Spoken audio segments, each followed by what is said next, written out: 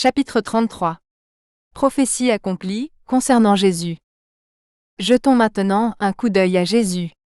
Vous devez savoir à ce stade que Jésus est le Fils de Dieu, qu'il est descendu du ciel pour mourir pour vos péchés, qu'il règne actuellement au ciel, et qu'il a promis de revenir sur terre après la tribulation. Jetons un coup d'œil à plusieurs prophéties bibliques concernant Jésus, et comparons-les à ce qui s'est réellement passé.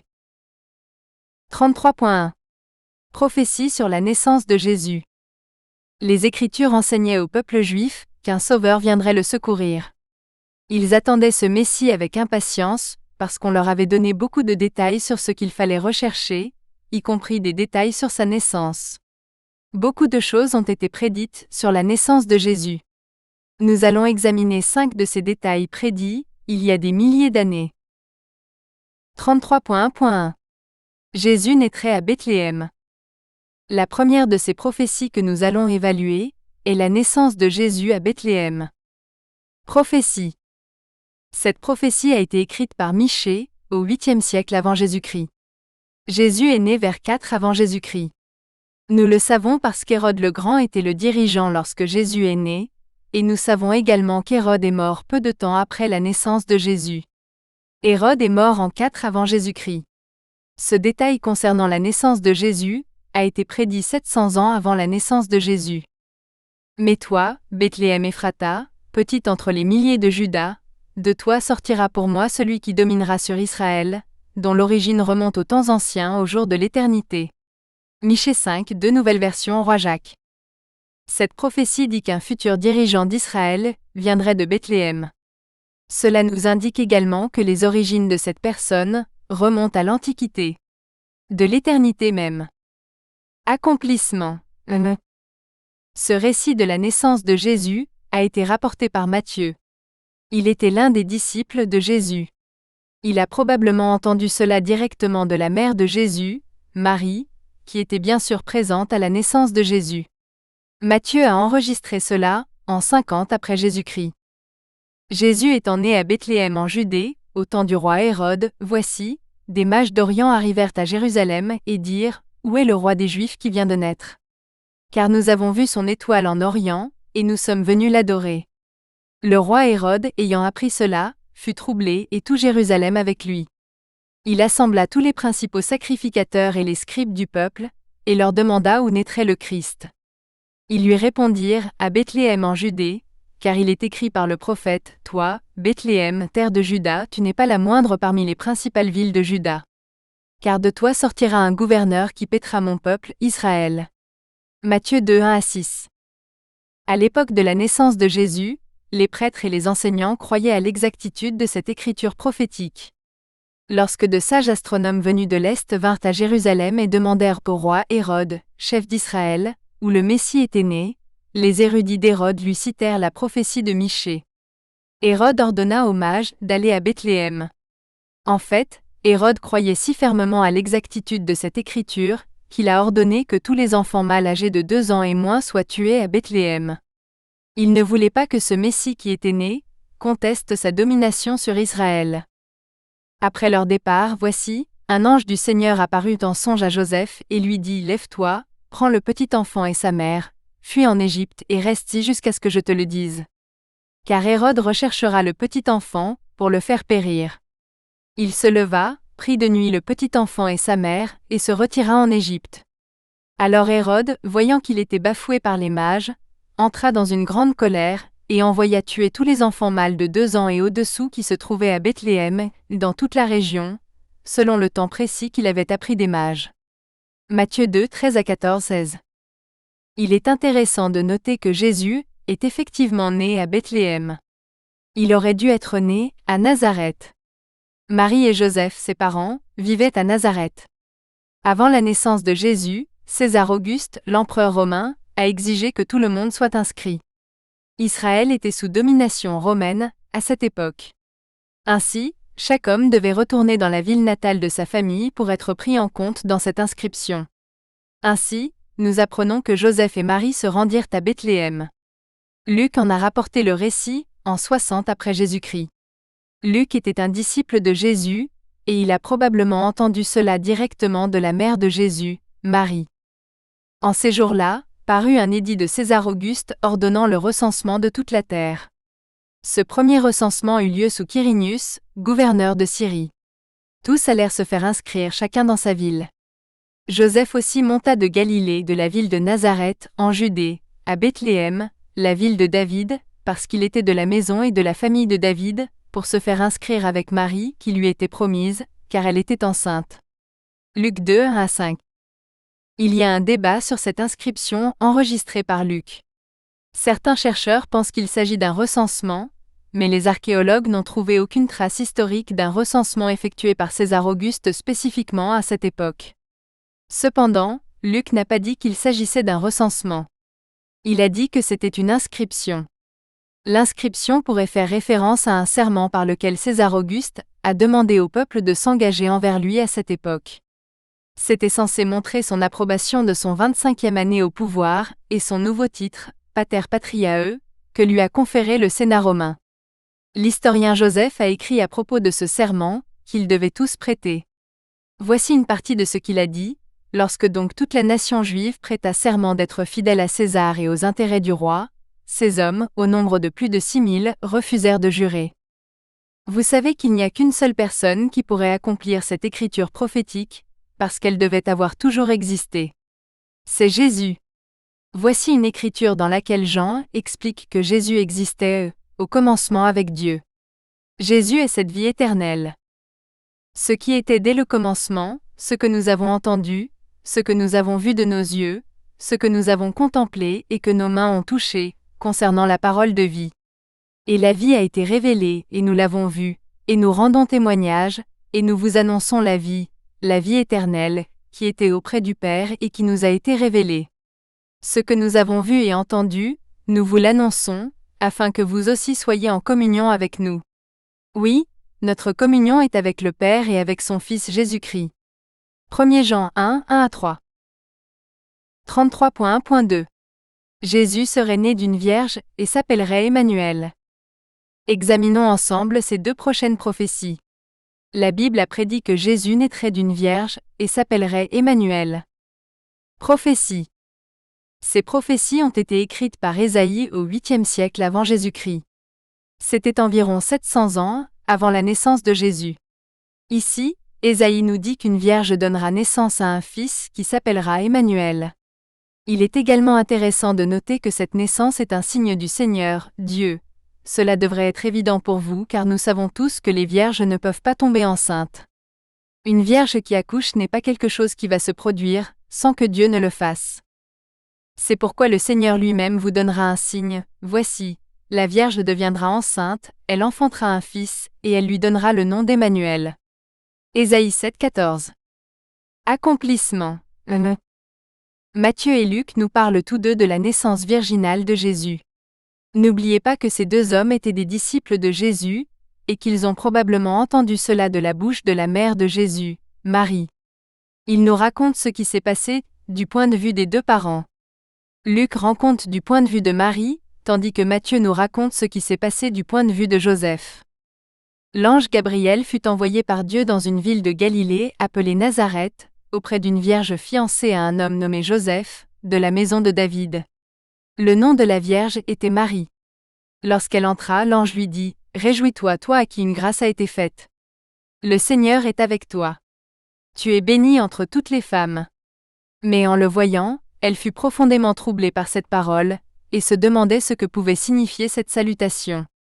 L'ange lui dit: « Sois sans crainte, Marie, car tu as trouvé grâce devant Dieu.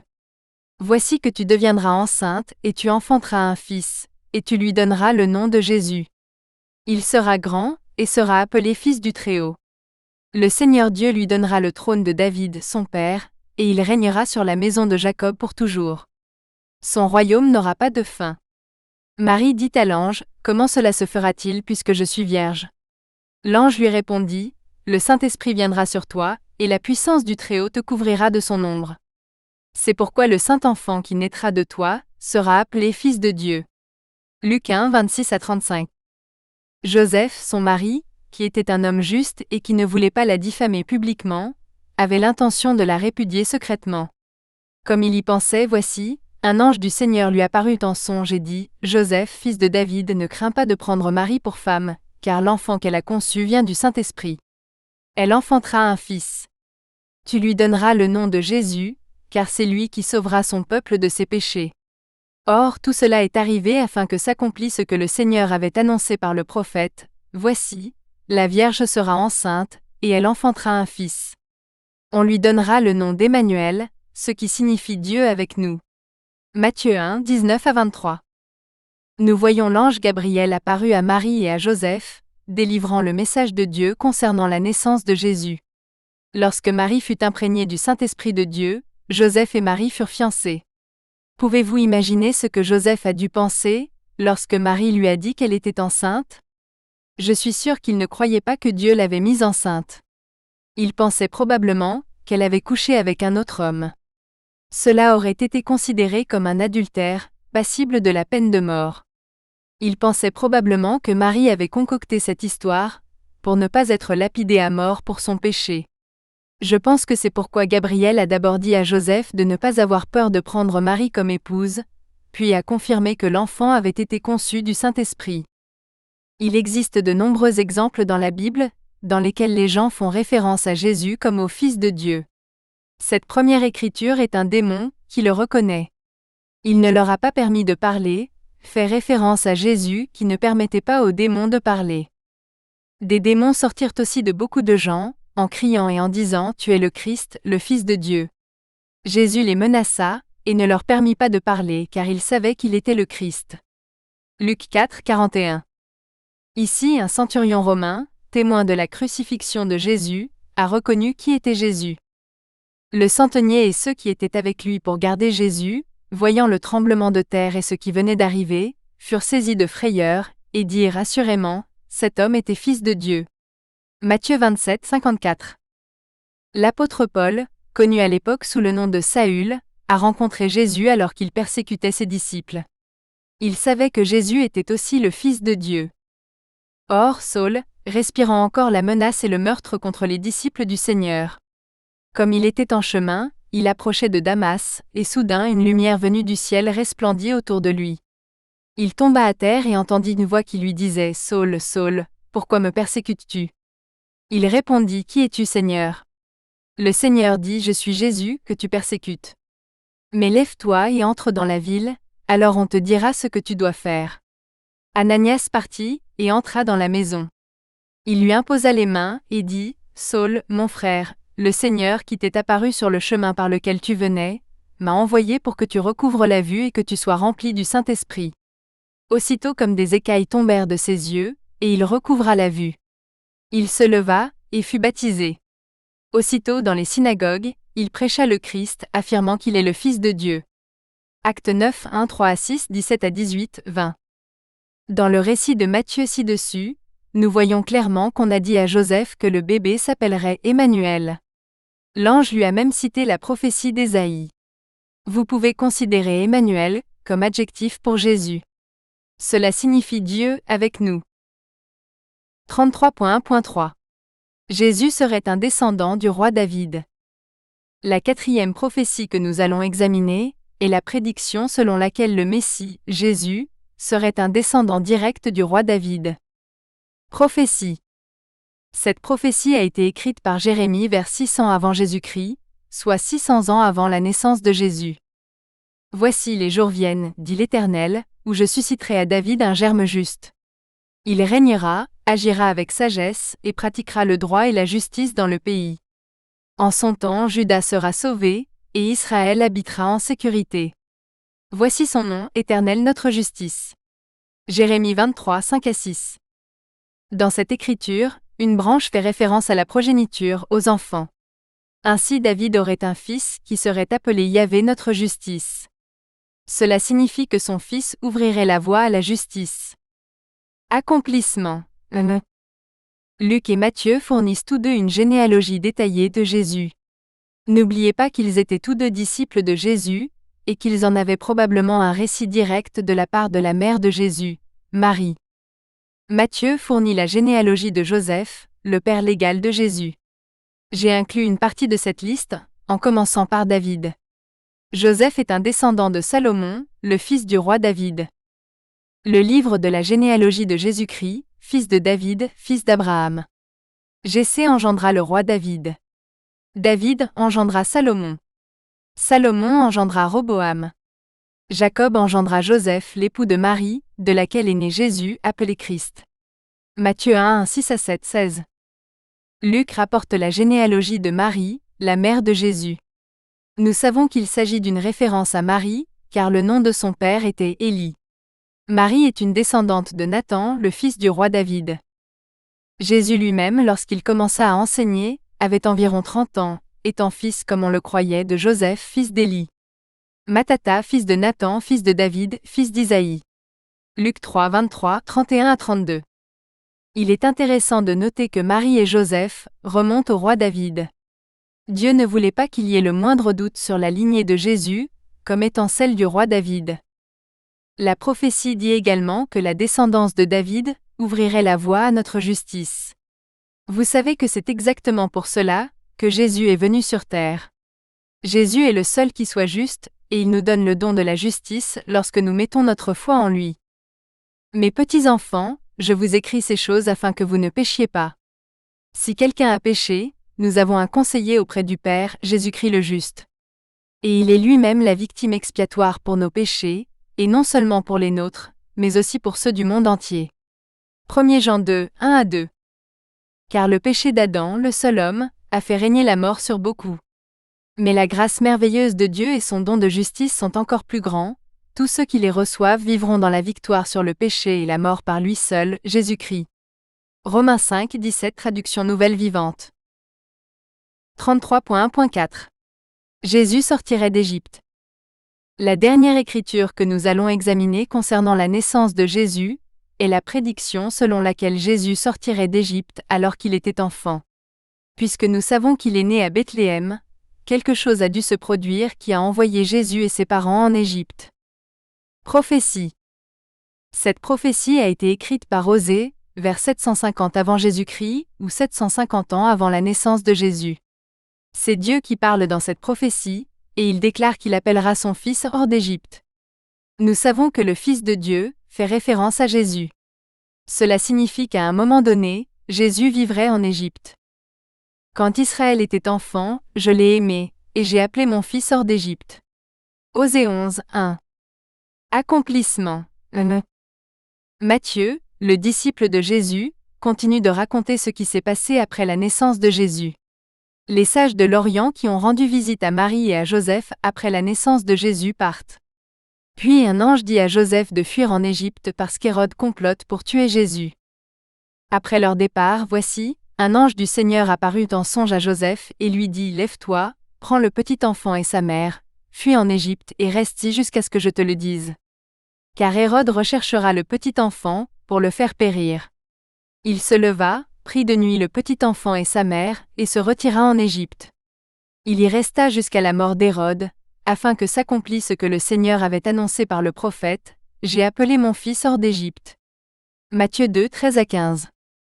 Rappelez-vous, nous avons vu plus tôt, en examinant la prophétie concernant la naissance de Jésus à Bethléem, que les sages astronomes de l'Est se sont approchés du roi Hérode, et lui ont demandé où était né le roi des Juifs. Les prophètes d'Hérode ont récité les Écritures concernant la naissance de Jésus, à Bethléem. Hérode était furieux parce qu'il était le roi des Juifs, ce qui signifiait que son royaume serait contesté. Il ordonna donc l'exécution de tous les garçons âgés de 2 ans et moins, à Bethléem. C'est pourquoi l'ange a averti Joseph, et ils ont dû fuir en Égypte. Nous avons vu Joseph et Marie s'enfuir en Égypte. Dans ce récit de Matthieu, nous apprenons ce qui les a ramenés en Israël. Une fois de plus, un ange apparut à Joseph et lui dit que le roi Hérode était mort, et qu'ils pouvaient revenir en toute sécurité, ce qu'ils firent. Les documents historiques nous disent que le roi Hérode est mort en 4 avant Jésus-Christ. Nous pouvons supposer que cela s'est produit peu de temps après. Mais après la mort d'Hérode, voici, un ange du Seigneur apparut en songe à Joseph en Égypte et lui dit « Lève-toi, prends le petit enfant et sa mère et va dans le pays d'Israël. Car ceux qui en voulaient à la vie du petit enfant sont morts. » Il se leva, prit le petit enfant et sa mère, et alla dans le pays d'Israël. Matthieu 2, 19 à 21. Nous venons d'examiner 5 prophéties concernant la naissance de Jésus-Christ. Tous ces événements se sont produits comme prévu, des centaines d'années avant la naissance de Jésus. Quelles sont les chances que quelqu'un prédise à l'avance où vous naîtrez? Il existe des centaines de milliers de villes sur la planète. Nous savons qu'une personne peut faire une bonne hypothèse très improbable et la corriger. Maintenant, que diriez-vous s'il prédisait où vous naîtriez, comment vous naîtriez, dans quelle famille vous naîtriez, comment on vous appellerait et les circonstances extraordinaires qui se produiraient au moment de votre naissance? Ce serait quelque chose, n'est-ce pas? Et si cela se produisait exactement comme cette personne l'avait annoncé, que penseriez-vous de cette personne? On croirait que cette personne était un prophète. Vous croiriez ce qu'il vous disait, parce qu'ils avaient été si précis dans le passé. Vous vous accrocheriez à chaque mot qu'il disait. Vous voudriez probablement même les vénérer. C'est ce qui s'est passé concernant Jésus. Les gens qui ont prédit sa naissance, sa vie, sa mort et sa résurrection avaient Dieu comme source d'information. Toute écriture est inspirée par Dieu. Dieu sait tout. Le début et la fin. Dieu a fait ses prédictions détaillées sur Jésus, et elles se sont toutes déroulées exactement comme il l'a dit. Dieu a-t-il déjà gagné votre confiance? J'espère qu'il l'a fait. Il le mérite. J'espère également que le désir de lire chaque mot que Dieu vous a écrit s'enflamme en vous. Voyons ce que la parole de Dieu a à dire de plus sur Jésus. 33.2. Prophétie sur la vie et le ministère de Jésus. Dans cette section, nous allons examiner 4 prophéties qui ont été faites concernant les choses que le Messie, Jésus, ferait et certains événements qui se produiraient au cours de sa vie. 33.2.1. Jésus serait un prophète. La première prophétie que nous allons considérer est que Jésus serait un prophète de Dieu et qu'il serait capable d'accomplir de nombreux miracles. Prophétie. Cette prophétie a été enregistrée par Moïse au XVe siècle avant Jésus-Christ, soit 1500 ans avant la naissance de Jésus. C'est Moïse qui parle et dit que le prophète sera comme lui. Alors comment était Moïse? Moïse a parlé à Dieu. Nous savons également que Moïse a fait sortir son peuple de captivité.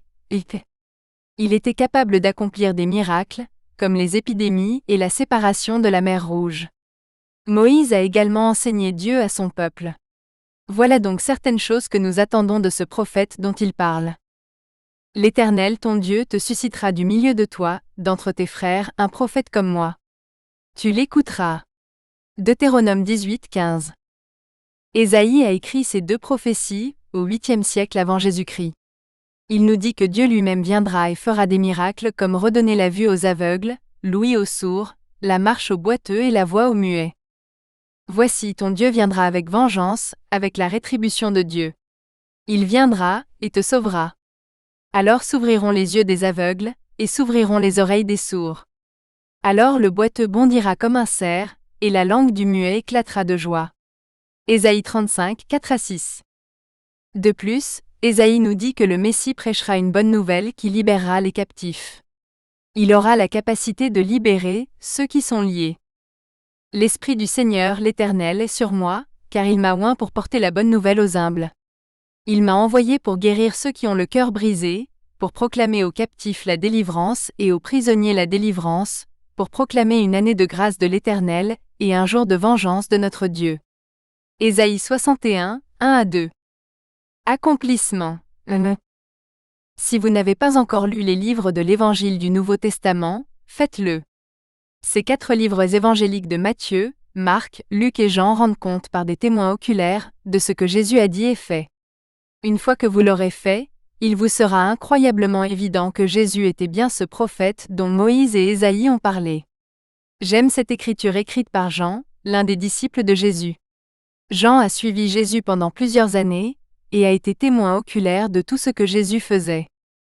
Jésus a fait bien d'autres choses qui, si elles étaient toutes écrites, ne pourraient contenir les livres qui seraient écrits. Jean 21, 25. Le monde entier ne pouvait pas contenir tous les livres qui pourraient être écrits sur Jésus, et ce qu'il a fait. Réfléchissez à cela pendant 1 minute, et essayez de le comprendre. Quelque chose que le monde ne peut contenir, me fait penser à l'infini. Il n'y en a qu'un qui soit infini, et c'est Dieu. Notre Seigneur est grand et puissant par sa force. Son intelligence est infinie. Psaume 147, 5. Quelqu'un pourrait-il se cacher dans un lieu secret, sans que je le voie? Dit Yahvé. Ne remplis-je pas les cieux et la terre? Dit Yahvé.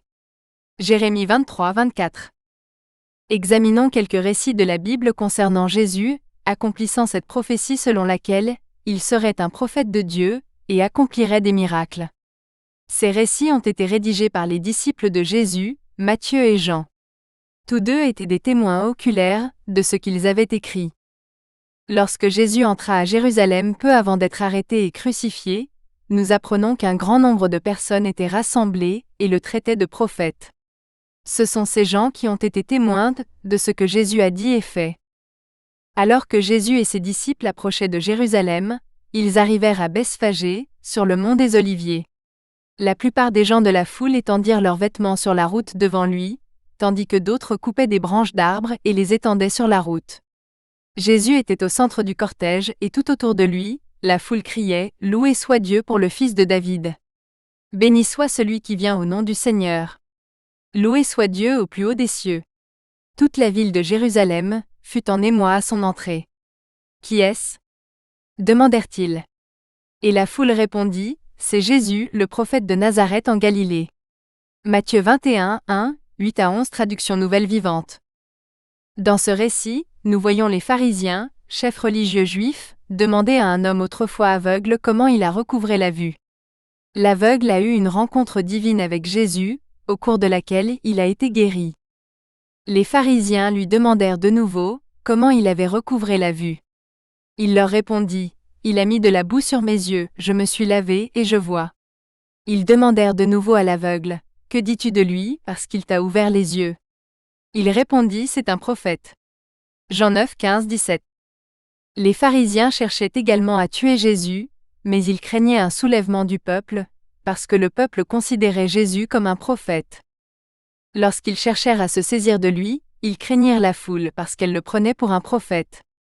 Matthieu 21, 46. Ici, Luc nous raconte quelque chose de vraiment incroyable qui s'est produit. Jésus rencontre une veuve qui vient de perdre son fils unique. Des hommes portaient le cercueil de son fils lorsque Jésus s'approcha. Dans ces versets, le Seigneur est Jésus. Parce que Jésus avait compassion d'elle, il a ressuscité son fils d'entre les morts. Comme il approchait de la porte de la ville, voici, on emportait dehors un mort, le fils unique de sa mère qui était veuve. Beaucoup de gens de la ville étaient avec elle.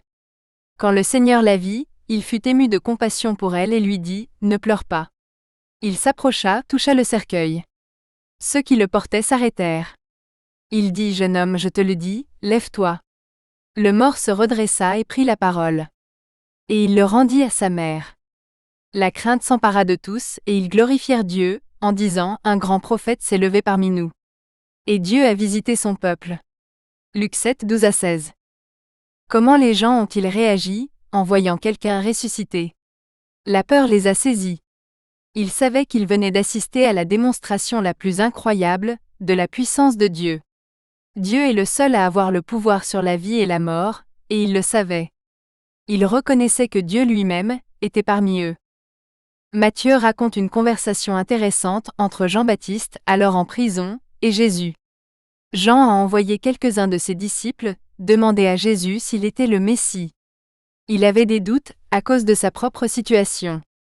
Regardez ce que Jésus leur a dit. Or, lorsque Jean entendit parler dans sa prison des œuvres du Christ, il envoya 2 de ses disciples et lui dit « Es-tu celui qui doit venir, ou devons-nous en attendre un autre ?» Jésus leur répondit « Allez rapporter à Jean ce que vous entendez et voyez. Les aveugles voient, les boiteux marchent, les lépreux sont purifiés, les sourds entendent, les morts ressuscitent, et la bonne nouvelle est annoncée aux pauvres. » Matthieu 11, 2 à 5. Jésus a raconté les merveilleux miracles qu'il accomplissait comme preuve qu'il était le Messie. Après la résurrection de Jésus, il a rencontré quelques-uns de ses disciples marchant le long de la route, et c'est exactement de cela dont il parlait également, le prophète qui a fait de puissants miracles et a enseigné Dieu.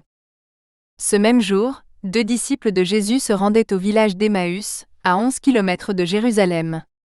Ils parlaient de tout ce qui s'était passé. Tandis qu'ils discutaient, Jésus lui-même arriva soudain et se mit à marcher avec eux. Mais Dieu les empêcha de le reconnaître. Il leur demanda, « De quoi discutez-vous si intensément en marchant ?»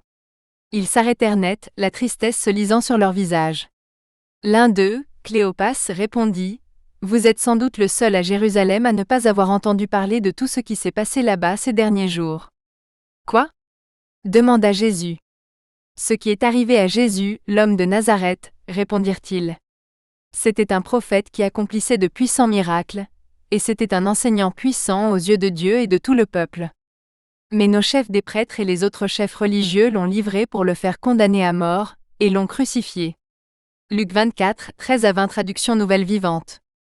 Les aveugles voient, les boiteux marchent, les lépreux sont guéris, les sourds entendent, les morts ressuscitent et la bonne nouvelle est prêchée. Waouh, c'est exactement ce qu'Ésaïe a prophétisé que le Messie serait capable de faire. Voyant cela, Pierre répondit au peuple. Repentez-vous donc et convertissez-vous, pour que vos péchés soient effacés, afin que des temps de rafraîchissement viennent de la part du Seigneur, et qu'il envoie celui qui vous a été destiné d'avance, Jésus-Christ, que le ciel doit recevoir jusqu'au temps du rétablissement de toutes choses, dont Dieu a parlé autrefois par la bouche de ses saints prophètes. Moïse a dit à nos pères, « Le Seigneur Dieu vous suscitera du milieu de vos frères un prophète comme moi. Vous l'écouterez en tout ce qu'il vous dira. Toute personne qui n'écoutera pas ce prophète sera exterminée du milieu du peuple. » Et tous les prophètes depuis Samuel et ceux qui ont suivi, tous ceux qui ont parlé, ont aussi annoncé ces jours-là. Dieu, ayant suscité son serviteur Jésus, l'a envoyé vers vous premièrement pour vous bénir, en détournant chacun de vous de vos mauvaises actions. Actes 3, 12, 19-24, 26. Jésus est très certainement le prophète que Moïse a prédit. Pierre vient de nous le confirmer dans les versets ci-dessus. 33.2.2. Jésus serait tenté, et ne pécherait pas. Les deux prophéties suivantes concernent Jésus étant tenté et ne péchant pas. Puisque Jésus est pleinement Dieu et pleinement homme, il a été tenté par Satan, tout comme nous. La grande différence entre nous et Jésus est que Jésus n'a jamais péché. Nous sommes tous pécheurs. Jésus a vécu une vie parfaite. Sa vie parfaite était prédite d'avance. Ce n'est qu'un attribut supplémentaire que nous pourrions rechercher pour nous aider à identifier le Sauveur. Prophétie. Voici une autre prophétie enregistrée par Ésaïe au 8e siècle avant Jésus-Christ. Nous apprenons que le Messie ne commettrait aucune violence, ni tromperie. En d'autres termes, il ne dirait que la vérité et ne ferait preuve que de justice. Ils ont placé son sépulcre avec les méchants, et avec le riche dans sa mort, bien qu'il n'ait commis aucune violence et qu'il n'y ait eu aucune fraude dans sa bouche. Ésaïe 53, 9. Cette prophétie a probablement été écrite par David au Xe siècle, avant Jésus-Christ. C'est une écriture concernant le Messie. Il est dit « aucun mal ne lui arrivera », ce qui signifie que son âme était protégée, et que tout ce qui lui arrivait qui semblait mauvais serait en réalité un bien. Il dit également qu'aucune peste ne doit s'approcher de votre habitation, ce qui signifie qu'il n'aura aucune maladie. Nous voyons que Dieu allait divinement protéger cette personne, parce que les anges la garderaient de toutes les manières. Parce que tu as fait de l'Éternel ton refuge et du Très-Haut ta demeure, aucun mal ne t'arrivera, et aucun fléau n'approchera de ta demeure. Car il établira ses anges pour te garder dans toutes tes voies. Ils te porteront sur leurs mains, afin que ton pied ne heurte aucune pierre. Psaume 91, 9-12. Accomplissement. Une fois de plus, nous apprenons ce qui s'est passé grâce à Matthieu et Luc. Matthieu nous parle d'une rencontre entre Jésus et Satan lui-même. Jésus avait faim parce qu'il jeûnait. Satan a tenté Jésus de révéler qui il était, en transformant les pierres en pain. Ensuite, Satan a tenté Jésus pour tester si les anges le protégeraient réellement. La dernière tentation décrite ici est celle de Satan, qui tente Jésus de l'adorer. Alors Jésus fut emmené par l'Esprit dans le désert, pour être tenté par le diable. Après avoir jeûné 40 jours et 40 nuits, il eut faim. Le tentateur s'approcha et lui dit, « Si tu es fils de Dieu, ordonne que ces pierres deviennent des pains. » Il répondit, « Il est écrit, l'homme ne vivra pas de pain seulement mais de toute parole qui sort de la bouche de Dieu. » Alors le diable le transporta dans la ville sainte. Il le plaça au sommet du temple et lui dit, « Si tu es fils de Dieu, jette-toi en bas. Car il est écrit, il donnera des ordres à ses anges à ton sujet, et ils te porteront sur leurs mains, de peur que ton pied ne heurte contre une pierre. Jésus lui dit, il est encore écrit, tu ne tenteras pas le Seigneur ton Dieu. Le diable le transporta de nouveau sur une montagne très haute, et lui montra tous les royaumes du monde et leur gloire. Il lui dit, je te donnerai toutes ces choses si tu te prosternes et m'adores. Jésus lui dit, arrière de moi, Satan. Car il est écrit, tu adoreras le Seigneur ton Dieu et tu le serviras lui seul. Alors le diable le quitta. Et voici des anges vinrent le servir. Matthieu 4, 1-11. Lorsque le diable eut achevé de le tenter, il s'éloigna de lui jusqu'à une autre occasion. Luc 4, 13. Luc nous dit en outre que Satan a mis fin à toutes les tentations. Chaque tentation? Pensez simplement à toutes les choses qui nous tentent, et qui malheureusement, nous font souvent craquer. Jésus a été tenté de toutes les manières possibles, et nous voyons qu'il n'a pas péché. Jésus a répondu aux tentations de Satan, avec la parole de Dieu. N'oubliez pas que la vérité est ce qui combat les mensonges et la tromperie. Je veux que vous remarquiez que Satan est un érudit de la Bible. Il sait ce que dit la parole de Dieu. Il a utilisé les paroles de Dieu dans le jardin, lorsqu'il a tenté Ève. Et il a encore utilisé les paroles de Dieu, lorsqu'il a tenté Jésus. Satan a cité la prophétie que nous venons de lire, et qui est enregistrée dans le psaume 91. Satan savait que cette prophétie était exacte. Satan savait que la prophétie concernait Jésus. Si le diable cherchait le Messie et était capable de le reconnaître, qu'est-ce que cela vous apprend sur l'importance de Jésus? Satan voulait que Jésus paie accent aigu CHE, pour une raison. Satan voulait que Jésus ruine le plan de Dieu pour vous sauver. Tu ne vois pas? Si Jésus avait péché, il aurait prouvé qu'il n'était pas Dieu, et qu'il n'était pas capable de mourir pour vos péchés. Paul, un apôtre de Jésus qui a rencontré Jésus après sa résurrection, explique la tentation de Jésus par Satan. Paul a écrit cela en 68 après Jésus-Christ. Il nous dit que Jésus a été tenté sur tous les points, tout comme nous. Puis il confirme la grande nouvelle que Jésus n'a jamais péché. Il n'a jamais péché. Jamais. Cela signifie que votre espérance en Jésus est sécurisée. Jésus est effectivement venu pour sauver les pécheurs. Jésus est parfait et saint. Jésus est Dieu incarné. C'est la raison pour laquelle il a pu contrecarrer chacune des tentations de Satan. Ayant donc un grand souverain sacrificateur qui a traversé les cieux, Jésus, le Fils de Dieu, demeurons fermes dans la foi que nous professons. Car nous n'avons pas un souverain sacrificateur qui ne puisse compatir à nos faiblesses. Au contraire, il a été tenté comme nous en toutes choses, sans commettre de péché. Hébreux 4, 14-15. Paul développe cela plus loin, et nous dit que Jésus a littéralement quitté le ciel, et est venu sur terre en tant qu'homme, afin de pouvoir mourir pour chacun de nous. Puisque Jésus n'a jamais péché, il était le sacrifice parfait pour nous pécheurs. Ayez en vous les sentiments qui étaient en Jésus-Christ. Lui, existant en condition divine, n'a point regardé comme une proie à arracher d'être égal avec Dieu, mais s'est dépouillé lui-même, prenant une condition de serviteur, devenant semblable aux hommes. Ayant paru comme un simple homme, il s'est abaissé lui-même, se rendant obéissant jusqu'à la mort, oui, jusqu'à la mort sur la croix. C'est pourquoi Dieu l'a souverainement élevé, et lui a donné le nom qui est au-dessus de tout nom, afin qu'au nom de Jésus tout genou fléchisse dans les cieux, sur la terre et sous la terre, et que toute langue confesse que Jésus-Christ est Seigneur, à la gloire de Dieu le Père. Philippiens 2, 5-11. Car Dieu a fait de Christ, lui qui n'a jamais péché, une victime expiatoire pour nos péchés, afin que nous soyons justifiés devant Dieu par Christ. 2 Corinthiens 5, 21 Traduction nouvelle vivante. 33.2.3. Jésus entrerait triomphalement à Jérusalem. Cette dernière prophétie sur la vie et le ministère de Jésus prédit comment Jésus arriverait à Jérusalem. Quiconque connaissait les Écritures aurait immédiatement reconnu que Jésus les accomplissait. Prophétie. Cette prophétie a été écrite par Zacharie au VIe siècle avant Jésus-Christ. Il nous parle de l'entrée triomphale de Jésus à Jérusalem. Non seulement il montera un âne, mais ce sera un poulain. Réjouis-toi avec enthousiasme, fille de Sion. Pousse des cris de joie, fille de Jérusalem. Voici ton roi vient à toi. Il est juste et sauveur, humble et monté sur un âne, sur un ânon, le petit d'une ânesse. Zacharie 9, 9. Accomplissement. Matthieu et Jean, tous deux disciples de Jésus et témoins oculaires, nous racontent l'arrivée de Jésus à Jérusalem.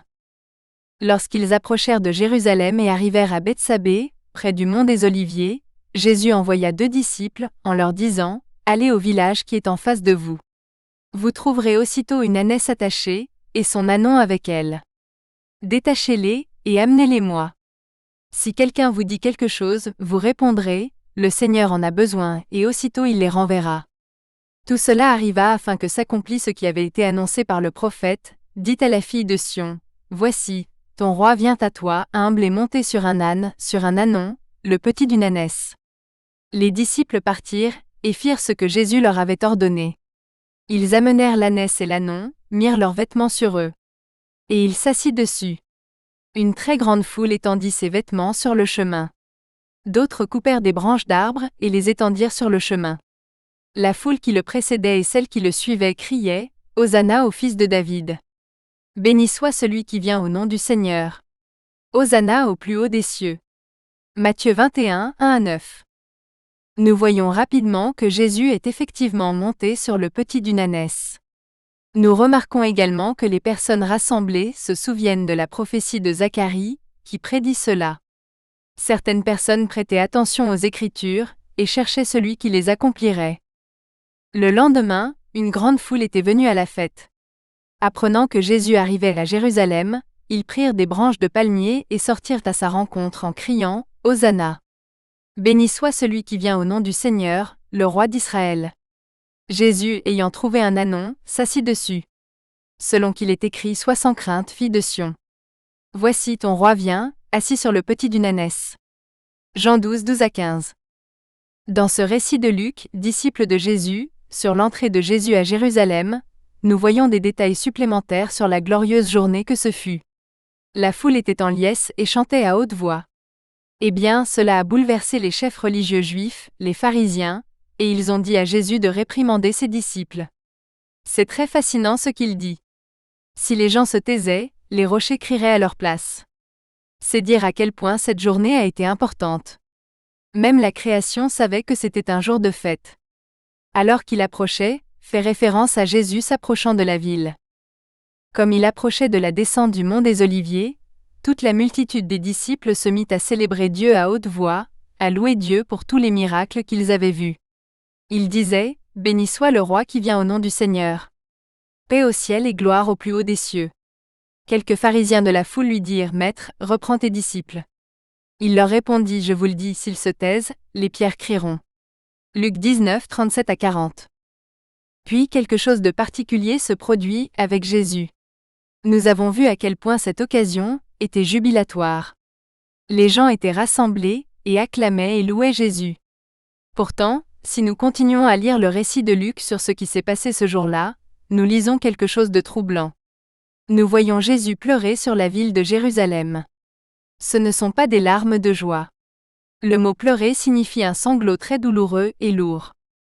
Lorsqu'il s'approcha, il vit la ville et pleura sur elle en disant : Si toi aussi tu connaissais aujourd'hui les choses qui appartiennent à ta paix. Car des jours viendront sur toi où tes ennemis t'élèveront des barricades, t'encercleront de toutes parts, et te briseront, toi et tes enfants qui sont au milieu de toi. Ils ne laisseront pas en toi pierre sur pierre, parce que tu n'as pas connu le temps où tu as été visité. Luc 19, 41-44. Luc cite ce que Jésus a dit à la ville, pour expliquer pourquoi il était si bouleversé. Il ne connaissait pas l'heure. À quelle heure était-il censé savoir ? Aujourd'hui. Ce jour-là, il y a plus de 2000 ans. Jésus espérait que le peuple sachait que le Messie tant attendu était effectivement venu à eux. Dieu était au milieu d'eux, et ils ne l'ont pas reconnu. Qu'aurait-il pu faire de plus pour prouver que c'était lui ? Il a accompli les prophéties. Il a ressuscité les gens. Il leur a carrément dit qu'il était Dieu. Ils ne voulaient tout simplement pas y croire. Jésus les a pleurés parce qu'ils avaient endurci leur cœur. Ils ne voulaient pas être sauvés. Peut-être pensez-vous que vous avez raté votre opportunité de connaître Jésus, tout comme les habitants de Jérusalem. Eh bien, il est ici avec vous en ce moment. Jésus a dit qu'il est la parole de Dieu. Chaque fois que vous lisez la Bible, ou des passages de la Bible, vous êtes en compagnie de Jésus. Il a été avec vous pendant tout le temps où vous lisiez les Écritures dans ce livre. Il ne vous a pas oublié. Il attend juste que vous l'invitiez à entrer, pour que vous puissiez faire sa connaissance. Il a toujours frappé à la porte de votre cœur. Ouvrez la porte et laissez-le entrer. C'est Jésus qui parle dans ce verset. Voici, je me tiens à la porte et je frappe. Si quelqu'un entend ma voix et ouvre la porte, j'entrerai chez lui, je souperai avec lui, et lui avec moi. Apocalypse 3, 20. 33.3. Prophétie sur la mort de Jésus. La Bible fournit de nombreuses prophéties sur la mort de Jésus. Certains sont assez vivants, détaillés et dérangeants. Nous allons examiner sa mort prophétisée par crucifixion. 33.3.1. Jésus serait crucifié. Nous pouvons apprendre beaucoup de choses des prophéties sur la crucifixion de Jésus. Ce qui est fascinant, c'est que la première crucifixion connue a été mentionnée par Hérodote, un historien grec ancien, en 522 avant Jésus-Christ, et qu'elle a été réalisée par les Perses. Toutes les prophéties ont été écrites bien avant l'arrivée au pouvoir des Romains, et bien avant que ce type de mort ne soit inventé. Les détails fournis sont donc époustouflants. Voici quelques détails que nous apprenons. Jésus sera crucifié parmi deux criminels, il sera sévèrement battu, Jésus n'aura pas d'os cassé, Jésus sera transpercé, les gardes tireront au sort ses vêtements, Jésus sera répandu comme de l'eau, son cœur fondrait, on se moquerait de lui et son corps serait placé dans le tombeau d'un homme riche. Plus important encore, on nous dit que Jésus mourrait pour nos péchés. Prophétie. Cette prophétie a été écrite par le roi David au Xe siècle avant Jésus-Christ, environ 1000 ans avant la naissance de Jésus. Cette prophétie concernait le Messie, dont nous savons qu'il est Jésus. Mon Dieu, pourquoi m'as-tu abandonné? Mais je ne suis qu'un ver et non un homme, l'opprobre des hommes, le méprisé des peuples. Tous ceux qui me voient se moquent de moi. Ils m'insultent des lèvres, ils secouent la tête, disant, il se confie en Yahvé. Qu'il le délivre, qu'il le sauve, car il prend plaisir en lui. De nombreux taureaux m'entourent. De puissants taureaux de Bassan m'encerclent. Ils ouvrent grand leur gueule contre moi, comme des lions déchirant leur proie et rugissant. Je suis versé comme de l'eau. Tous mes os sont disloqués. Mon cœur est comme de la cire, il est fondu en moi. Ma force est desséchée comme un tesson. Ma langue s'attache à mon palais. Tu m'as réduit à la poussière de la mort. Car des chiens m'entourent. Une bande de malfaiteurs m'encercle. Ils ont percé mes mains et mes pieds. Je peux compter tous mes os. Ils me regardent et me fixent. Ils se partagent mes vêtements, ils tirent au sort ma tunique. Psaume 22, 1, 6 à 8, 12 à 18. La prophétie dit qu'il serait moqué et insulté, et elle nous dit même ce que diraient les gens. Il se moquerait de sa croyance en Dieu, et dirait que Dieu le sauve.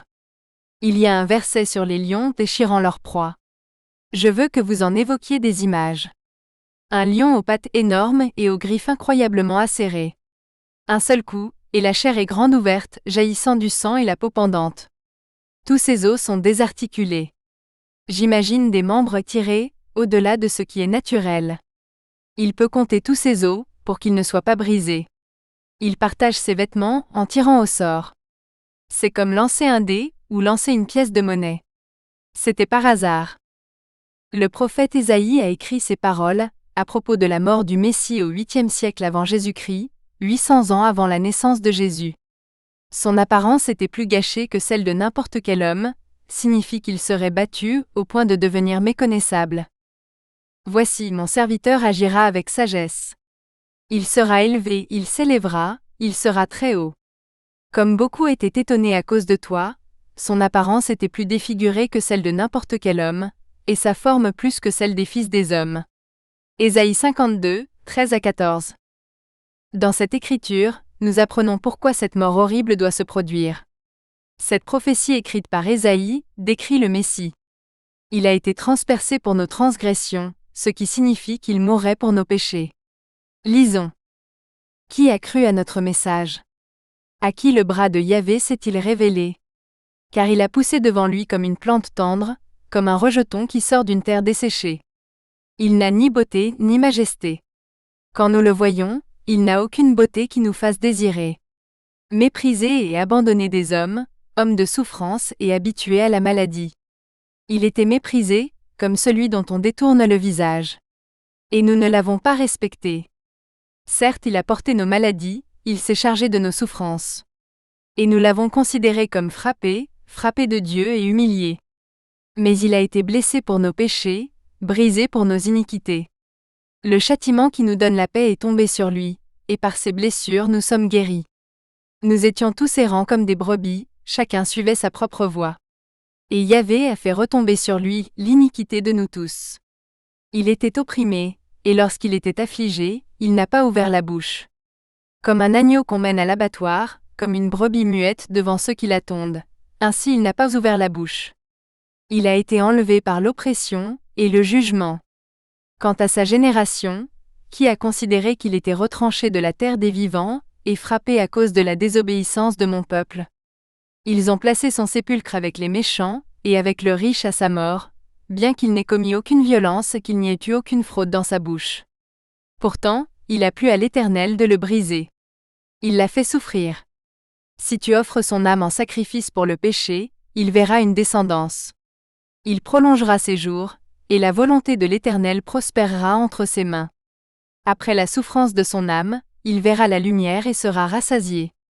Mon serviteur juste justifiera beaucoup par la connaissance de lui-même, et il portera leurs iniquités. C'est pourquoi je lui donnerai sa part avec les grands, il partagera le butin avec les puissants, car il s'est livré lui-même à la mort, et il a été mis au nombre des malfaiteurs, mais il a porté les péchés de plusieurs, et il a intercédé pour les coupables. Ésaïe 53, 1-12. Dans cette prophétie, nous avons l'image d'un agneau conduit à l'abattoir. Ajoutez à cela la prophétie précédente sur les lions déchirant leur proie, et imaginez un lion attaquant un agneau. C'est l'horreur que décrivent ces prophètes. Ésaïe nous dit également que sa tombe serait avec les méchants, et qu'il serait compté parmi les transgresseurs, ce qui signifie qu'il mourrait parmi les criminels. Il serait avec un homme riche à sa mort.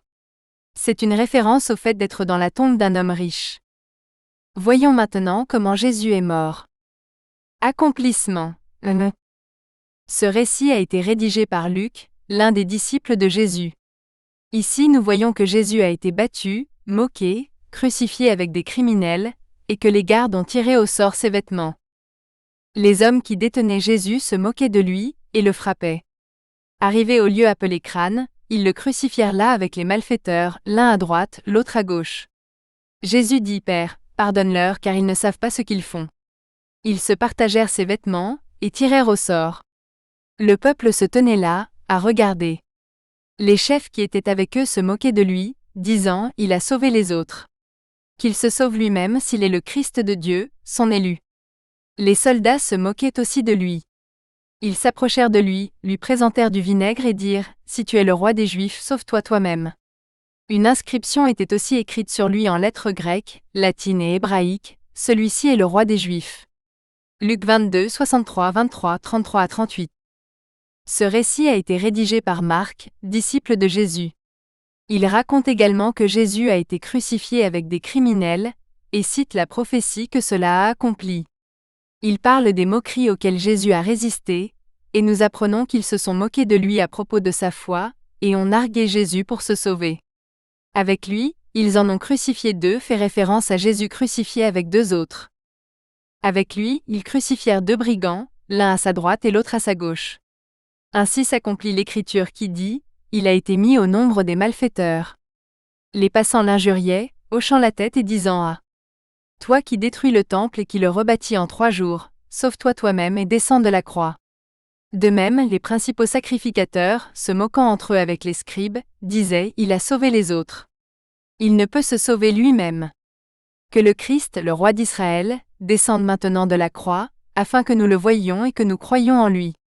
Ceux qui étaient crucifiés avec lui l'insultaient aussi. La 6e heure étant venue, il y eut des ténèbres sur toute la terre jusqu'à la 9e heure. À la 9e heure, Jésus s'écria d'une voix forte: Éloi, Éloi, lama sabachthani? Ce qui signifie: Mon Dieu, pourquoi m'as-tu abandonné? Marc 15, 27 à 34. Le récit de Marc se termine par une citation de Jésus lorsqu'il était sur la croix. Il dit: Mon Dieu, pourquoi m'as-tu abandonné? C'est exactement la même phrase que le roi David avait prophétisée 1000 ans auparavant. Jésus s'est senti abandonné par Dieu, parce que Dieu a placé sur lui les péchés de chacun à ce moment-là. Chaque péché de chaque personne qui a jamais vécu, ou qui vivra un jour. À ce moment-là, Jésus était séparé de Dieu. Continuons en examinant ce que Jean, le disciple de Jésus, a décrit ce jour-là. Nous apprenons que Jésus n'a pas seulement été battu, il a été fouetté. La flagellation romaine impliquait un fouet en cuir, comportant de nombreuses bandes de cuir. Au bout de chaque bande de cuir se trouvait du métal, ou de petits morceaux d'os. Rappelez-vous que la prophétie parlait de la mort du Messie, comme de lions déchirant leur proie. Je pense que les prophètes nous ont brossé un tableau assez vivant et sanglant. C'est ainsi que Jésus a été battu, au point de devenir méconnaissable. Sa chair fut littéralement arrachée, avant d'être clouée sur la croix. Pilate prit alors Jésus et le fouetta. Les soldats tressèrent une couronne d'épines, la posèrent sur sa tête et le revêtirent d'un vêtement de pourpre. Ils disaient « Salut, roi des Juifs !» et le giflaient. Alors il le leur livra pour être crucifié. Ils prirent donc Jésus et l'emmenèrent. Il sortit portant sa croix, au lieu appelé lieu du crâne, qui se dit en hébreu Golgotha, où ils le crucifièrent, et avec lui 2 autres, l'un de chaque côté et Jésus au milieu. Pilate écrivit aussi une inscription qu'il mit sur la croix. Il y était écrit « Jésus de Nazareth, roi des Juifs ». Après avoir crucifié Jésus, les soldats prirent ses vêtements et en firent 4 parts, une part pour chaque soldat. Et aussi la tunique. Alors ils se dirent l'un à l'autre, ne le déchirons pas, mais tirons au sort à qui il sera, afin que s'accomplisse l'écriture, ils se sont partagés mes vêtements. Ils ont tiré au sort mon manteau. Après cela, Jésus, voyant que tout était déjà accompli, et afin que l'écriture fût accomplie, dit « J'ai soif ». Or, un vase plein de vinaigre était placé là. Ils mirent donc une éponge pleine de vinaigre sur une branche d'hysope, et la lui appliquèrent à la bouche. Lorsque Jésus eut pris le vinaigre, il dit « Tout est accompli ». Puis baissant la tête, il rendit l'esprit. Jean 19, 1-3, 16-19, 23-24, 28-30. Jean continue en nous disant que les Romains étaient pressés de faire mourir les hommes crucifiés, parce que le sabbat approchait, alors ils se cassèrent les jambes, pour accélérer le processus de la mort. Cependant, nous apprenons qu'ils n'ont pas cassé les jambes de Jésus, parce qu'il était déjà mort. Ainsi, Jésus n'a subi aucune fracture sur la croix, comme le prédit la prophétie. Les Juifs, comme c'était la préparation, afin que les corps ne restent pas sur la croix pendant le sabbat, car ce sabbat était un jour spécial, demandèrent à Pilate qu'on leur rompît les jambes et qu'on les enlevât. Les soldats vinrent donc, et brisèrent les jambes du premier, puis de l'autre qui était crucifié avec lui. Mais s'étant approchés de Jésus et l'ayant vu déjà mort, ils ne lui brisèrent pas les jambes. Cependant, l'un des soldats lui perça le côté avec une lance, et aussitôt il en sortit du sang et de l'eau. Celui qui a vu a rendu témoignage, et son témoignage est vrai.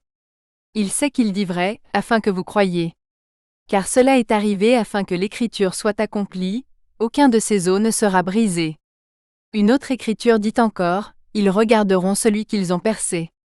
Jean 19, 31-37.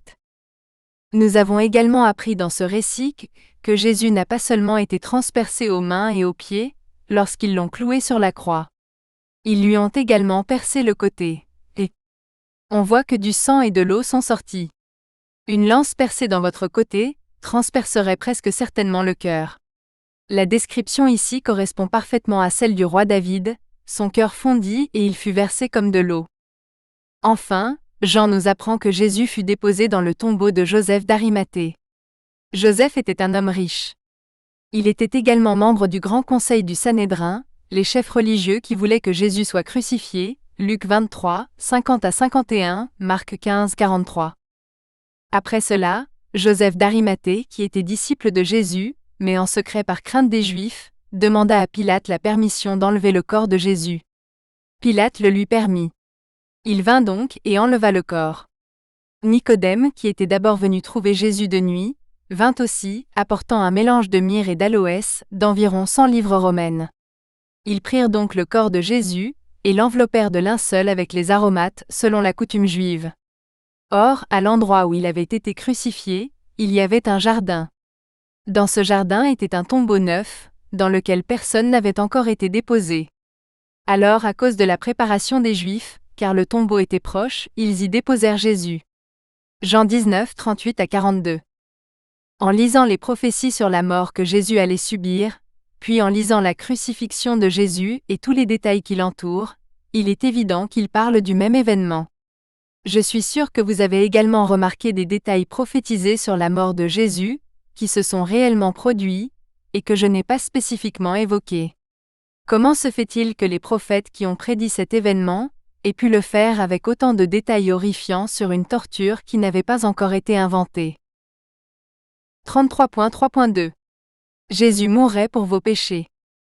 Je veux maintenant me concentrer sur une écriture qui nous dit pourquoi Jésus a dû mourir. Prophétie. Lorsque le prophète Ésaïe a prédit comment le Messie mourrait, il nous a également expliqué pourquoi il mourrait. Il nous a dit que Jésus mourrait pour nos transgressions, pour nos péchés. Pourtant, c'était nos faiblesses qu'il portait. C'était nos douleurs qui l'accablaient. Et nous pensions que ces souffrances étaient un châtiment de Dieu, un châtiment pour ses propres péchés. Mais il a été transpercé pour notre rébellion, écrasé pour nos péchés. Il a été battu pour que nous soyons guéris. Il a été fouetté pour que nous soyons guéris. Nous étions tous errants comme des brebis. Nous avons quitté les sentiers de Dieu pour suivre les nôtres. Pourtant, l'Éternel a fait retomber sur lui nos péchés à tous. Mais lorsque sa vie sera offerte en sacrifice pour le péché, il aura une descendance nombreuse. Et grâce à son expérience, mon serviteur juste permettra à beaucoup d'être reconnus justes, car il portera tous leurs péchés. Il a porté les péchés de beaucoup, et a intercédé pour les rebelles. Ésaïe 53, 4-6, 10-12 traduction nouvelle vivante. Accomplissement. Nous avons ici un récit de Pierre. Il était l'un des disciples de Jésus. Il nous explique que Jésus a porté nos péchés dans son propre corps sur cette croix. Jésus a fait cela pour que nous puissions être considérés comme justes devant Dieu. Jésus nous a guéris de notre problème de péché. Car c'est à cela que vous avez été appelés, parce que Christ aussi a souffert pour vous, vous laissant un exemple, afin que vous suiviez ses traces. Lui qui n'a point péché et dans la bouche duquel il ne s'est point trouvé de fraude. Maudit, il n'a pas rendu de malédiction. Souffrant, il n'a pas menacé mais s'en est remis à celui qui juge justement. Lui-même a porté nos péchés en son corps sur le bois, afin que morts au péché nous vivions pour la justice. C'est par ces meurtrissures que vous avez été guéris. 1 Pierre 2, 21-24. Les Romains ont inventé la crucifixion comme forme de torture. Ils voulaient prolonger la mort pour que la victime souffre le plus possible. En lisant le récit de la crucifixion de Jésus, vous avez appris que Jésus a été fouetté au point de devenir méconnaissable, et probablement à peine vivant en raison de la perte massive de sang, lorsqu'il a été cloué sur la croix. Puis, il a été insulté et ridiculisé. Dieu a placé tous vos péchés spécifiques sur Jésus. Pensez à tous les péchés que vous avez commis au cours de votre vie. Dieu nous a dit que la punition du péché est la mort. Jésus est mort de la mort que vous méritez. Jésus est mort pour toi. Jésus est Dieu incarné. Il aurait pu descendre de la croix et montrer à ses moqueurs qu'il était vraiment celui qu'il prétendait être. Mais il ne l'a pas fait, parce qu'il avait un travail à faire. Il avait pour mission de vous sauver. Son amour pour toi comptait plus que la douleur et la souffrance qu'il a endurée. C'est Jésus qui parle dans ces versets. Car je suis descendu du ciel pour faire, non ma volonté, mais la volonté de celui qui m'a envoyé. La volonté de mon Père qui m'a envoyé, c'est que je ne perde rien de tout ce qu'il m'a donné, mais que je le ressuscite au dernier jour. La volonté de celui qui m'a envoyé, c'est que quiconque voit le Fils et croit en lui ait la vie éternelle. Et je le ressusciterai au dernier jour. Jean 6, 38-40. Que devez-vous faire pour être sauvés? Jésus répondit, croyez en la personne que Dieu a envoyée. Croyez en Jésus. Ils lui dirent donc, que devons-nous faire pour accomplir les œuvres de Dieu? Jésus leur répondit, l'œuvre de Dieu, c'est que vous croyiez en celui qui l'a envoyé. Jean 6, 28-29. 33.4. Prophétie sur la résurrection de Jésus. Vous devriez maintenant savoir que Jésus n'est pas resté mort, après avoir été crucifié. Même cela a été prédit à l'avance. Nous allons explorer quelques prophéties concernant ce qui arriverait à Jésus après sa mort. Nous comparerons ensuite ces événements à ce qui s'est réellement passé. 33.4.1 Jésus ressusciterait des morts. Le premier passage que nous examinerons est la prédiction selon laquelle Jésus ressusciterait des morts. Prophétie. Ces deux prophéties ont été écrites par le roi David au Xe siècle avant Jésus-Christ. Ils parlent tous deux de Jésus qui est le Saint. Sheol fait référence au lieu où vivent les morts, tout comme la descente dans la fosse et la corruption. Ce prophète de l'Ancien Testament s'attendait à ce que le Messie vainque la mort. « Tu as fait monter mon âme du Sheol » signifie que l'âme devait d'abord y descendre. « J'ai constamment l'Éternel devant moi. Car tu n'abandonneras pas mon âme au séjour des morts, et tu ne permettras pas que ton bien-aimé voie la corruption. » Josué 8:10. Seigneur, tu as fait remonter mon âme du séjour des morts. Tu m'as préservé de la mort, afin que je ne descende pas dans la fosse. Psaume 33. Jean, disciple de Jésus, nous rapporte une autre prophétie concernant la résurrection de Jésus. Jean cite les paroles de Jésus. Notez que Jésus dit qu'il ressuscitera lui-même son propre corps. Dis-moi, qui a le pouvoir de ressusciter des morts? Une personne ordinaire dirait-elle, enseignerait-elle et encouragerait-elle les autres à croire une telle chose? Jésus leur répondit, détruisez ce temple, et en 3 jours je le relèverai. Les Juifs dirent donc, il a fallu 46 ans pour bâtir ce temple. Le relèveras-tu en 3 jours? Mais il parlait du temple de son corps. Lorsqu'il fut ressuscité des morts, ses disciples se souvinrent qu'il avait dit cela, et ils crurent à l'Écriture et à la parole que Jésus avait dite. Jean 2, 19-22. Accomplissement. Ici, nous avons plusieurs témoins oculaires de Jésus ressuscité qui nous racontent ce qui s'est passé. Matthieu et Marc étaient tous deux disciples de Jésus. Lorsque les femmes ont rencontré le tombeau vide et que l'ange leur a dit que Jésus n'était pas mort, elles sont immédiatement parties, et l'ont dit aux disciples de Jésus. Tous deux auraient entendu le récit direct de ce qui s'était passé de la part des femmes, puis auraient vu le tombeau vide. Après le sabbat, à l'aube du premier jour de la semaine, Marie de Magdala et l'autre Marie allèrent voir le sépulcre. Et voici, il y eut un grand tremblement de terre. Car un ange du Seigneur descendit du ciel, vint rouler la pierre de l'entrée et s'assit dessus. Son aspect était comme l'éclair, et son vêtement blanc comme la neige. De peur, les gardes tremblèrent et devinrent comme morts. L'ange répondit aux femmes, « N'ayez pas peur, car je sais que vous cherchez Jésus qui a été crucifié. Il n'est pas ici, car il est ressuscité, comme il l'avait dit. » Matthieu 28, 1-6. Le sabbat passé, Marie de Magdala, Marie, mère de Jacques, et Salomé achetèrent des aromates pour aller embaumer Jésus. Le premier jour de la semaine, de grand matin, elles arrivèrent au tombeau, au lever du soleil. Elles se demandaient entre elles, qui nous roulera la pierre de l'entrée du tombeau? Car elle était très grande. Levant les yeux, elles virent que la pierre était roulée. Entrant dans le tombeau, elles aperçurent un jeune homme assis à droite, vêtu d'une robe blanche. Elles furent saisies d'étonnement. Il leur dit, « Ne vous étonnez pas. Vous cherchez Jésus de Nazareth, qui a été crucifié. Il est ressuscité. Il n'est point ici. » Marc 16, 1-6. Ce récit a été écrit par l'apôtre Paul. Il a vu Jésus ressuscité, et lui a parlé alors qu'il était sur le chemin de Damas. Paul nous dit que Jésus a été ressuscité, que son âme n'est pas restée là où vont les morts, qui est Hadès, et que son corps ne s'est pas décomposé. Lorsqu'il dit que le roi David avait prévu cela et en avait parlé, il fait référence au psaume que nous venons de lire, et qui prophétisait précisément ces choses. Frères, je vous dis librement au sujet du patriarche David, qu'il est mort, qu'il a été enseveli, et que son tombeau existe encore aujourd'hui parmi nous. C'est pourquoi, étant prophète, et sachant que Dieu lui avait juré avec serment de ressusciter le Christ du fruit de ses entrailles selon la chair, il a prévu cette résurrection du Christ, en disant que son âme ne serait pas abandonnée dans le séjour des morts, et que sa chair ne verrait pas la corruption. C'est ce Jésus que Dieu a ressuscité, comme nous en sommes tous témoins. Acte 2, 29-32. Paul explique en outre qu'il s'agit de la bonne nouvelle, que Jésus-Christ est mort pour vos péchés. Il en fut témoin. Il nous dit également que lui et des centaines d'autres personnes ont vu Jésus après sa résurrection.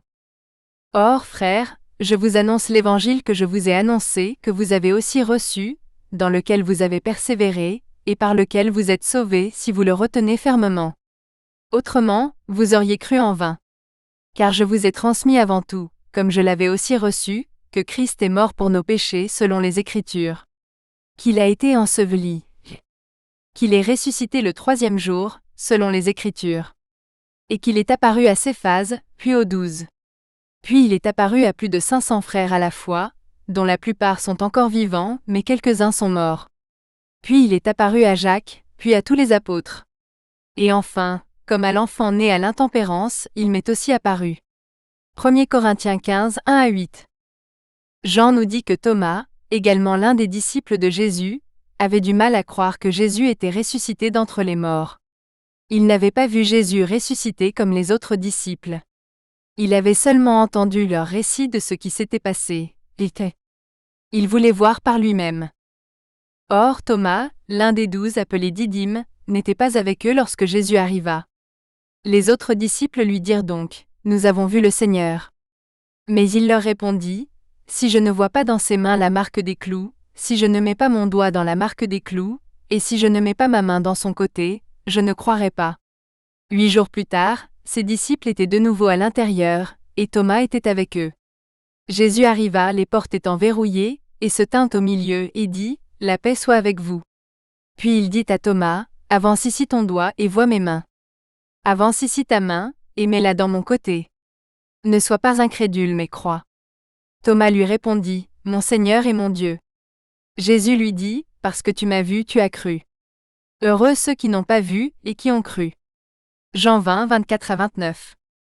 J'aime que Jésus soit apparu quelques jours plus tard, et ait dit à Thomas de toucher chacun des endroits où il a été transpercé et blessé à cause de nos péchés. Êtes-vous comme Thomas qui doute encore et refuse de croire? J'espère que les prophéties et les accomplissements que vous avez lus vous ont aidé à voir et à croire. 33.4.2 Jésus enverrait le Saint-Esprit. Après que Jésus se soit ressuscité des morts, il a promis à tous ses disciples et à ses disciples qu'il leur enverrait une aide. Évaluons la prophétie suivante concernant la résurrection de Jésus, et cet assistant connu sous le nom de Saint-Esprit. Prophétie. Cette prophétie a été enregistrée par Matthieu. Il cite Jean-Baptiste qui a prophétisé que Jésus baptiserait du Saint-Esprit. Moi, je vous baptise d'eau, pour vous amener à la repentance. Mais celui qui vient après moi est plus puissant que moi, et je ne suis pas digne de porter ses sandales. Lui, il vous baptisera du Saint-Esprit. Matthieu 3,11. Cette prophétie a été enregistrée par Jean. C'est une citation directe de Jésus, où il dit aux disciples que Dieu leur donnera l'Esprit de vérité, qui vivra en eux. Je prierai le Père, et il vous donnera un autre consolateur, afin qu'il demeure éternellement avec vous, l'Esprit de vérité, que le monde ne peut recevoir, parce qu'il ne le voit pas et ne le connaît pas. Vous le connaissez car il demeure avec vous, et il sera en vous. Jean 14, 16-17. Matthieu, Jean-Baptiste et Jean étaient tous des témoins oculaires et des disciples de Jésus. Accomplissement. Voici ce qui s'est passé. Paul nous en rend compte. Il aurait été un témoin oculaire, et un participant à la réception du Saint-Esprit. Nous voyons que tous les disciples sont au même endroit et soudain, ils sont remplis du Saint-Esprit. Le jour de la Pentecôte, ils étaient tous ensemble réunis au même endroit. Soudain, il vint du ciel un bruit comme celui d'un vent impétueux, et il remplit toute la maison où ils étaient assis. Des langues semblables à du feu leur apparurent et leur furent distribuées, et une se posa sur chacun d'eux. Ils furent tous remplis du Saint-Esprit, et se mirent à parler en d'autres langues, selon que l'Esprit leur donnait de s'exprimer. Acte 2, 1-4. Dieu a fait une démonstration spectaculaire, en donnant le Saint-Esprit aux disciples de Jésus rassemblés à cet endroit. Même s'il pourrait certainement faire la même chose pour vous aujourd'hui, je vais vous dire que ce n'est pas ce que la plupart des gens expérimentent lorsqu'ils reçoivent le Saint-Esprit. Pour recevoir le Saint-Esprit, tout ce que vous avez à faire est de croire ce que je vous dis à propos de Jésus. Que Jésus est mort pour vos péchés, et est ressuscité du tombeau. Dites à Jésus que vous êtes désolé d'être un pécheur, et demandez à Jésus de venir dans votre vie, et de vous donner le Saint-Esprit comme aide. La plupart des gens qui ont mis leur foi en Jésus, ont le sentiment qu'un grand fardeau leur a été enlevé. Ils se sentent en quelque sorte plus légers, et ressentent un sentiment de paix qui ne peut être expliqué. C'est parce qu'ils ont été libérés de l'esclavage du péché, et de la mort. Vous recevez le Saint-Esprit non pas en suivant les règles de Dieu, mais en croyant ce que vous avez entendu à propos de Jésus. Laissez-moi vous poser cette question. Avez-vous reçu le Saint-Esprit en obéissant à la loi de Moïse? Bien sûr que non. Vous l'avez reçu, parce que vous avez cru au message que vous avez entendu au sujet du Christ. Galates 3, 2 traduction nouvelle vivante. Et maintenant, vous aussi les païens, vous avez entendu la vérité, la bonne nouvelle, Dieu vous sauve. Et lorsque vous avez cru en Christ, il vous a reconnu comme étant à lui, en vous donnant le Saint-Esprit, qu'il avait promis d'avance. Éphésiens 1, 13 traduction nouvelle vivante. Si vous avez le Saint-Esprit de Jésus vivant en vous, alors vous n'êtes plus esclave du péché ou de la mort. Il n'y a donc maintenant aucune condamnation pour ceux qui sont en Jésus-Christ, qui marchent, non selon la chair, mais selon l'Esprit. Car la loi de l'Esprit de vie en Jésus-Christ m'a affranchi de la loi du péché et de la mort. Romains 8, 1-2. 33.4.3. Jésus serait assis à la droite de Dieu. La Bible nous dit ce qui arriverait à Jésus, après sa résurrection. Il est dit qu'il retournerait au ciel pour être avec Dieu le Père, et s'asseoir à la droite de Dieu. La dernière prophétie que nous examinerons concerne Jésus vainqueur de la mort, et régnant au ciel avec Dieu. Prophétie. Cette prophétie a été écrite par le roi David au Xe siècle avant Jésus-Christ. David enregistre une conversation prophétique entre Dieu et Jésus. Dieu demande à Jésus de s'asseoir à sa droite. Nous recevons également un certain contexte concernant le temps. Jésus restera assis là, jusqu'à ce que ses ennemis soient son marchepied. Yahvé dit à mon Seigneur, assieds-toi à ma droite, jusqu'à ce que je fasse de tes ennemis ton marchepied. Psaume 110, 1. Accomplissement. Dans ce récit de ce qui s'est passé, Marc, un disciple de Jésus qui fut témoin de cet événement, nous raconte que Jésus monta au ciel et s'assit à la droite de Dieu. Marc aurait réellement vu cela se produire. Je ne peux qu'imaginer à quel point cela a dû être génial pour lui. Alors le Seigneur, après leur avoir parlé, fut enlevé au ciel et s'assit à la droite de Dieu. Marc 16, 19. Dans ce récit de l'apôtre Paul, il nous dit également que Jésus est monté au ciel, à la droite de Dieu. Puis il confirme que la prophétie prononcée par le roi David s'est réalisée. Ce Jésus, Dieu l'a ressuscité, et nous en sommes tous témoins. C'est pourquoi, élevé par la droite de Dieu, et ayant reçu du Père le Saint-Esprit qui avait été promis, il l'a répandu, ce que vous voyez et entendez maintenant. Car David n'est pas monté au ciel, mais il dit lui-même, « Le Seigneur a dit à mon Seigneur, assieds-toi à ma droite, jusqu'à ce que je fasse de tes ennemis ton marchepied. » Que toute la maison d'Israël sache donc avec certitude que Dieu a fait Seigneur et Christ, ce Jésus que vous avez crucifié. Acte 2, 32-36. Cela devrait vous apporter un grand réconfort. Jésus est au ciel à la droite de Dieu. Il attend la fin de la période de tribulation. À ce moment-là, il reviendra et tous ses ennemis seront son marchepied. Dieu nous a fait tant de promesses. Les prophéties bibliques réalisées nous montrent que Dieu tient toujours ses promesses. La parole de Dieu est une garantie. Jésus reviendra. Serez-vous prêts? Luc rapporte une conversation que Jésus a eue avec certains de ses disciples. Cela s'est produit après la résurrection de Jésus. Cela résume assez bien ce que nous avons appris sur Jésus. C'est là ce que je vous disais lorsque j'étais encore avec vous. Il fallait que s'accomplisse tout ce qui est écrit de moi dans la loi de Moïse, dans les prophètes et dans les psaumes. Alors il leur ouvrit l'esprit, afin qu'ils comprennent les Écritures. Il leur dit, ainsi est-il écrit. Il fallait que le Christ souffre et qu'il ressuscite des morts le 3e jour, et que la repentance et le pardon des péchés soient prêchés en son nom à toutes les nations, à commencer par Jérusalem. Vous en êtes témoins. Luc 24, 44-48. Vous avez appris que Dieu a prédit beaucoup de choses à propos de Jésus, et que Jésus a accompli chacune d'entre elles. Vous avez appris que Dieu était précis dans les prophéties qu'il a données, afin que vous ne manquiez pas Jésus. Vous êtes maintenant témoins de ces choses, tout comme l'étaient les disciples de Jésus. Et maintenant que vous connaissez Jésus, que ferez-vous de lui? C'est la seule question qui compte dans la vie. C'est une décision qui a une conséquence éternelle. C'est Jésus qui parle dans ces versets. Il appela la foule avec ses disciples et leur dit, « Si quelqu'un veut venir après moi, qu'il renonce à lui-même, qu'il se charge de sa croix et qu'il me suive. Car celui qui veut sauver sa vie la perdra. Mais celui qui perdra sa vie à cause de moi et de l'Évangile la sauvera. Marc 8, 34-35. Tout dépend de la vie ou de la mort. Échangez votre vie actuelle et obtenez la vie éternelle. Ou gardez votre vie actuelle et obtenez la mort éternelle. C'est exact. Vous donnez votre vie actuelle gâchée, brisée, opprimée, laissez derrière vous à Jésus, et il vous donnera en retour une vie glorieuse et éternelle au ciel. Une vie digne d'un roi ou d'une reine. C'est un accord que personne ne devrait refuser. Pierre répondit, « Voici, nous avons tout quitté et nous t'avons suivi. Que nous restera-t-il donc » Jésus leur dit, en vérité, je vous le dis, vous qui m'avez suivi, lorsque le Fils de l'homme, au renouvellement de toutes choses, siégera sur le trône de sa gloire, vous aussi, vous siégerez sur 12 trônes, et vous jugerez les 12 tribus d'Israël. Quiconque aura quitté à cause de mon nom ses frères ou ses sœurs, ou son père ou sa mère ou sa femme ou ses enfants, ou ses terres ou ses maisons, recevra le centuple et héritera la vie éternelle. Matthieu 19, 27-29.